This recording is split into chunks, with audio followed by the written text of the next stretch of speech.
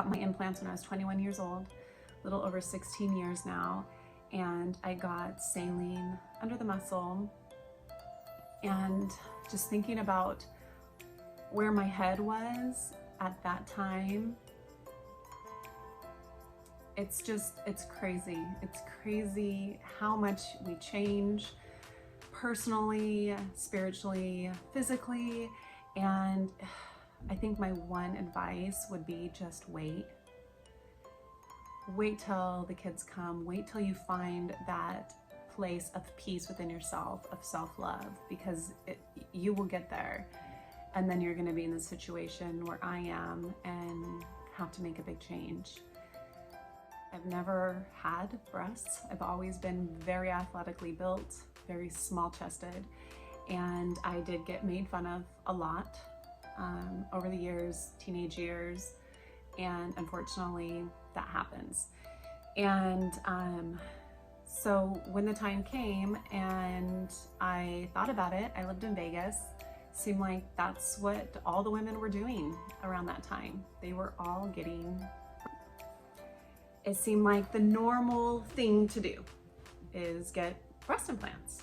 You don't like your body, change it, right? And that's what I did. I never thought about looking at the implant maker's pamphlet and seeing all the crap that's inside these implants. And even though back then they recommended saline, the implants are still made with these heavy metals and these plastics. And I never thought twice about it. And I signed it and went under the knife and did it. And it served me at that time. And it did give me confidence. But if I would have just waited, I knew that the confidence would come from within.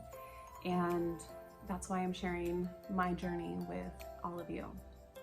So about 6 years ago, I started living a more natural lifestyle and removing toxins from my home and stopped taking as many meds and just use more plant-based things and switching over to more of a plant-based diet. And I used to laugh and say I was like the sickest, healthiest person ever, because they never felt like they were a part of me. They always felt foreign. The minute I got them, I felt like I couldn't breathe. I felt like there was this big elephant sitting on me, and I was told that that would go away, and it never went away. I can't wait to take a deep breath. The implants are causing cancer. They're causing women to get sick. Why is this causing our bodies to go through this? Why are these foreign objects causing our bodies to have this response? It's because anytime you put a foreign thing inside your body goes through an autoimmune response. It starts attacking whatever foreign is in the body. It causes inflammation. Your body automatically builds scar tissue over these implants, and that's what we call capsules. They're called capsules. It's actually your scar tissue that has formed around this implant to protect itself. So doing all my research and studies and, you know, my consults and my referrals sent over to me, I decided on a specific doctor, Dr. Strawn in Newport Beach, and I am so blessed that I found him, and he is amazing. He does total capsulectomy, which means he takes the implant out with the capsule already intact, and videos removing the capsule, make sure the implant's okay. If there's anything that he notices different about it, or maybe mold or leaking, then he will send them off to the lab. I'm blessed to found him, and I'm really happy to be in his hands. And it's been a very emotional journey, but looking at my children and my boys and my daughter especially, I push so much on self-love and loving yourself and loving all of yourself. I mean, it's the most important relationship we have is with ourselves. And how can I tell my kids that, and my daughter that, when I didn't love myself at one point and I needed to change something about myself? And I could never look my daughter in the eyes and tell her to love her body when I didn't love my body. All in all, like, we should love what God gave us and just find that peace within ourselves. And I can't wait to be me again. I can't wait to be all of me and be my truest, most authentic self. And it's going to be so freeing, and I'm more excited about that. I want them to be able to not judge a woman by her size of her breasts or the size of her butt. I want them to judge what's inside, and what's inside that's what matters. And when you find that sweet spot of that self-love, this is so unimportant.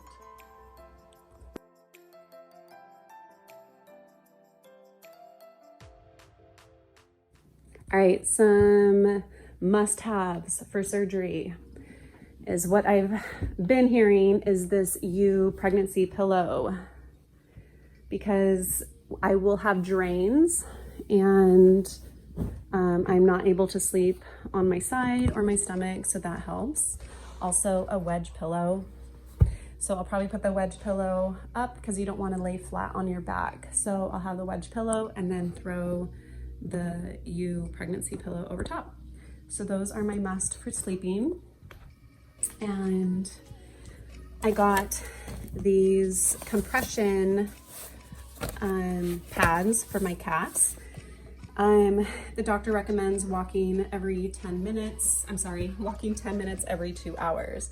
And since my surgery is at 1 in the afternoon, by the time I get out and come home with a drive from Newport, it's gonna be late at night, and I kind of got a little worried about circulation, and we don't want blood clotting. This isn't a must, but I just felt comfortable having them, at least for tomorrow night after my surgery.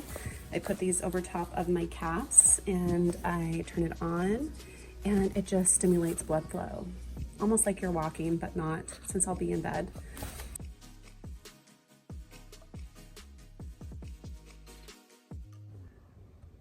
Today is the day.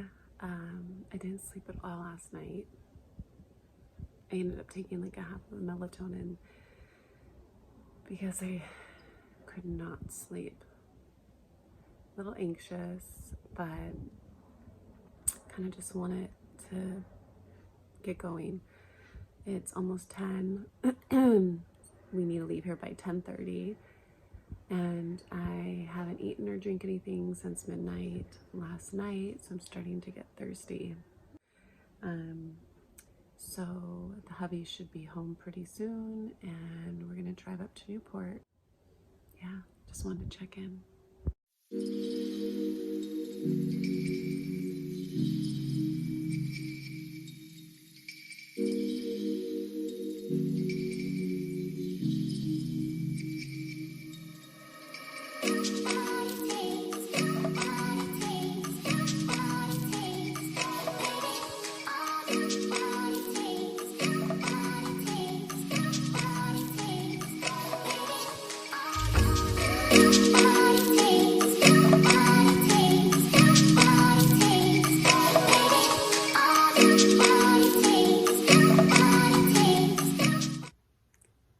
Today is day 2 officially.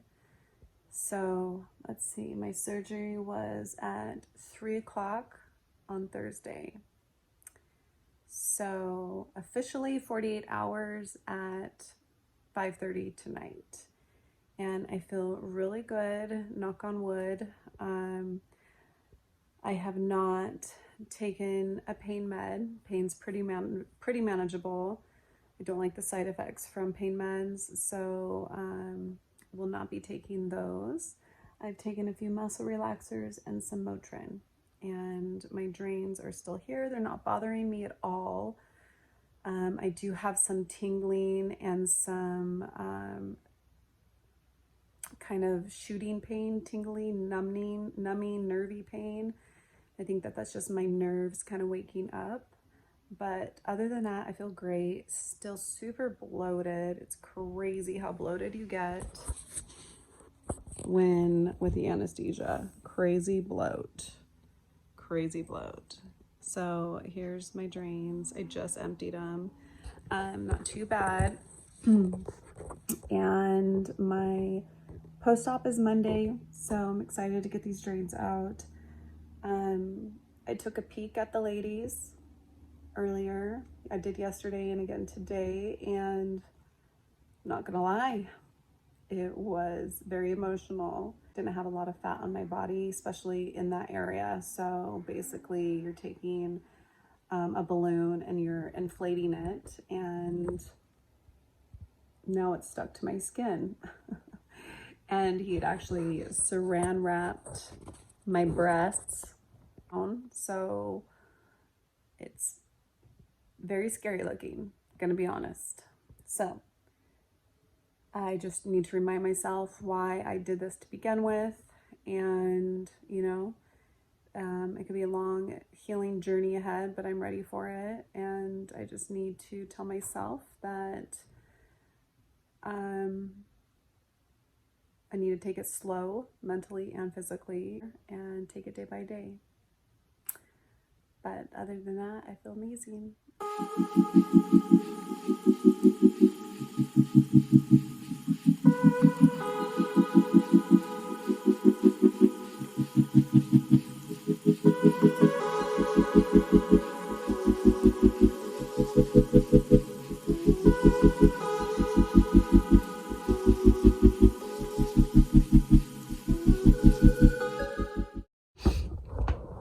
So I no longer have to wear that really tight sports bra, which is huge, because there's nothing to shape. So normally he puts women in the sports bras to just give them the shape, and I don't have anything to shape. So lucky me, I get to just rock some tube tops. And between 4 to 6 weeks, he explained that your body starts to build scar tissue, and that's what causes like the suction, and it causes the suction, and it can cause dimpling and indentions. So usually by 4 to 6 weeks he recommends cupping, and I'm gonna probably buy a little bit bigger set of this. And cupping is just basically pulling the skin away from the scar tissue. I am just going to love them for how they are. You know, give my body some time to heal. I was more sore from him removing the drains. I also have a little bit of numbness going on. So I'm assuming that's just like nerve stuff. It's all with this journey, and I'm just glad they're out.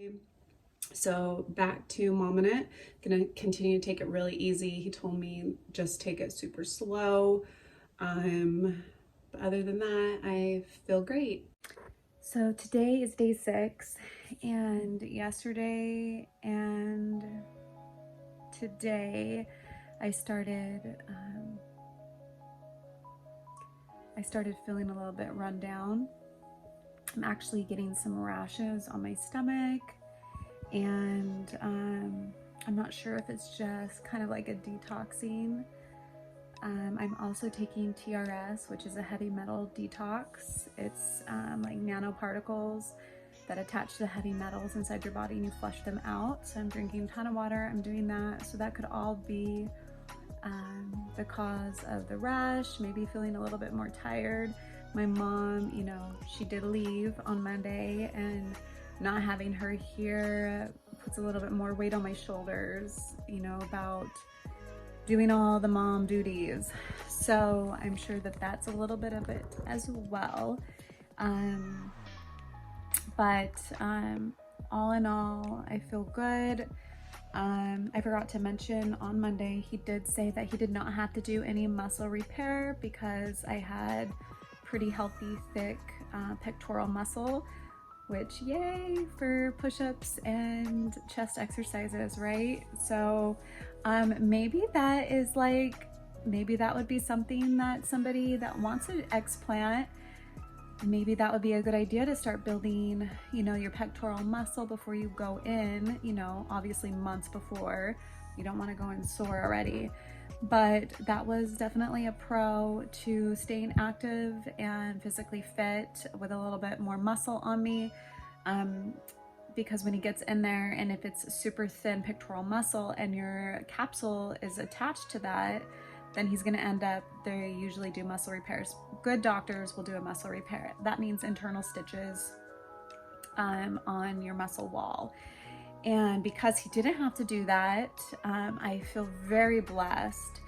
And that's why I really want women to know that this is your own journey. You can watch all of the videos of somebody's journey of their explant. You can see pictures, you can repost, you can go to the groups and read everybody's experiences. Take all of those and kind of keep them back here, and just know that yours is going to be your very own.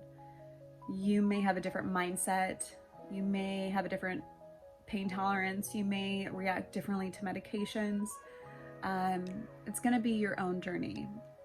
But just know that it's never going to be the same as somebody else's. If you need to take a pain pill, then take a pain pill. Don't compare yourself, and don't say, well, she didn't take a pain pill, that means that, you know, she must have a bigger pain tolerance. It doesn't mean anything. You need to do what you have to do to get through it and to come out better on the other side.